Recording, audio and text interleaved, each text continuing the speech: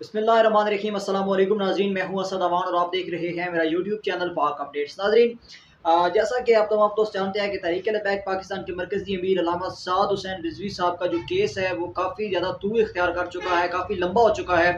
उसकी जो बेसिक वजूहात है वो तमाम वजूहात लेकर मैं आप तमाम दोस्तों की खिदमत में हाजिर हूँ। मेरी जो वीडियो की लेंथ होती है आप लोग जानते हैं टोटली 2 से 1 मिनट की होती है, लेकिन ये वीडियो इतनी इंपॉर्टेंट है, इतनी अहम वीडियो है कि आपने इसका एक भी हिस्सा मिस नहीं करना। और अगर ये वीडियो लंबी हो जाए तो उसके लिए मैं एडवांस में माजरत करता हूँ। वीडियो बहुत ज़्यादा इंपॉर्टेंट है। आप तमाम दोस्तों को मैं इसमें हकायक बताऊंगा कि आखिर इस केस के हकायक क्या है, ये केस किस तरीके से दायर किया गया और अब इस केस की कौन सी वजूहात है। तहरीक लब्बैक की तरफ से केस कमज़ोर हो चुका है या तहरीक लब्बैक इस केस को मज़ीद मजबूत कर चुकी है।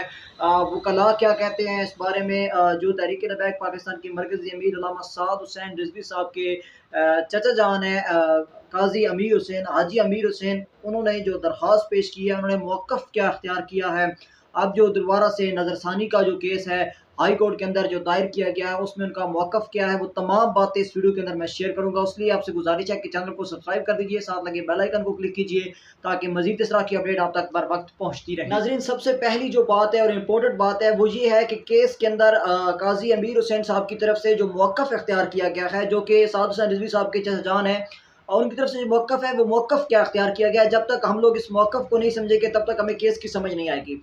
तो उनका मौक़िफ़ ये था कि तहरीक-ए-लबैक पाकिस्तान के मरकज़ी अमीर अल्लामा साद हुसैन रिजवी साहब का जो नज़रबंदी थी वो नज़रबंदी ख़त्म हो चुकी थी और नज़रबंदी के ख़त्म होने के बाद हाई कोर्ट के आर्डर आ चुके थे साद हुसैन रिजवी साहब की रिहाई के, लेकिन रिहाई नहीं की गई सूबाई हुकूमत की तरफ से, बल्कि दोबारा उन्हीं केसेस के अंदर दोबारा से साद हुसैन रिजवी साहब को नज़रबंद किया गया।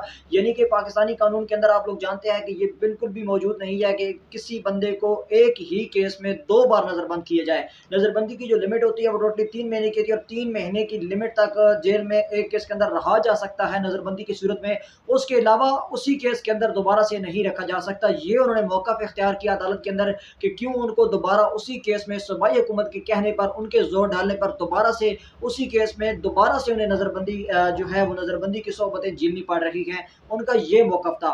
और दूसरी बात, जो टीएलपी के वकला थे वो क्या कहते थे, टीएलपी के वकला ये बात कहते थे कि जब हाई कोर्ट के आर्डर आ चुके थे तहरीक लब्बैक के मरकज़ी अमीर की रिहाई के, तो फिर आखिर ऐसी कौन सी ताकत थी जिसने हाई कोर्ट के उस फैसले को चैलेंज किया, बल्कि चैलेंज नहीं किया, हाई कोर्ट के उस फैसले को शुरू से माना ही नहीं और उसके मुकाबले में उन्होंने अपना फैसला थमा दिया और तहरीक लब्बैक के मरकज़ी अमीर को दोबारा से जेल के अंदर ही से, याद रहे यहाँ पर, अगर किसी को दोबारा से नज़रबंदी में डालना होता है किसी और केस के अंदर तो पहले उसको रिहा किया जाता है, जेल के अहाते से बाहर लाया जाता है, फिर दोबारा से गिरफ्तार करके किसी और केस में नज़रबंद किया जाता है। लेकिन इनको एक तो केस भी वही डाला गया और दूसरा जेल से रिहाई नहीं किया गया, बल्कि जेल के अंदर गिरफ्तारी की सूरत में ही उन पर वही केस दोबारा से डालकर दोबारा से नज़रबंदी में उनको डाल दिया।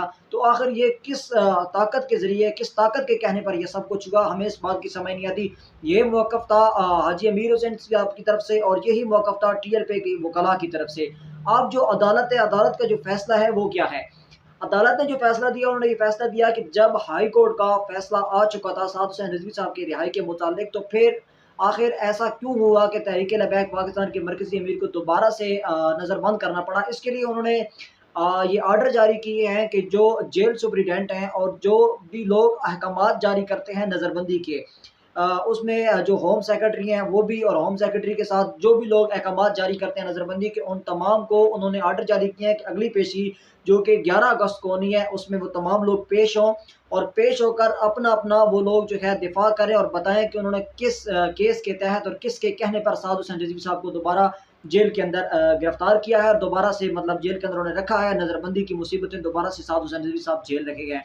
अगर तो वो लोग कामयाब हो गए, होम सेक्रेटरी और उनके हमरा जितने भी लोग होंगे जिन्होंने नज़रबंदी के अहकामात को जारी किया दोबारा से, अगर वो लोग बताने में कामयाब हो गए और अपना दिफ़ा कर सके तो फिर तो साद हुसैन रिज़वी साहब की नज़रबंदी को अदालत की तरफ से बढ़ा दिया जाएगा। और अगर वो लोग कामयाब ना हो सके और अदालत को मुतमईन ना कर सके कि उन्होंने दोबारा से अहकामात क्यों जारी किए हैं, तो फिर फैसला ये किया जाएगा कि साद हुसैन रिज़वी साहब की जितनी भी नज़रबंदी की गई है उसको ख़त्म किया जाए और उनको फ़ौरी तौर पर हाई कोर्ट ये आर्डर दे देगी कि उनको रिहा कर दिया जाए। उसके बाद देखना ये होगा कि सूबाई हुकूमत अपना अगला लाएअमल क्या सामने लाती है। अदालत क्या फ़ैसला करती है और क्या ये केस सुप्रीम कोर्ट में जाता है या फिर हाई कोर्ट ही इसका फ़ैसला देकर इस केस को ख़त्म करती है और साद हुसैन रिज़वी साहब रिहा हो जाएँगे। ये फ़ैसला होना बाकी है। 11 अगस्त की जो पेशी है उसमें देखा जाएगा कि होता है क्या। मिलेंगे नए वीडियो में, तब तक के लिए इजाज़त दीजिए। अल्लाह हाफ़िज़।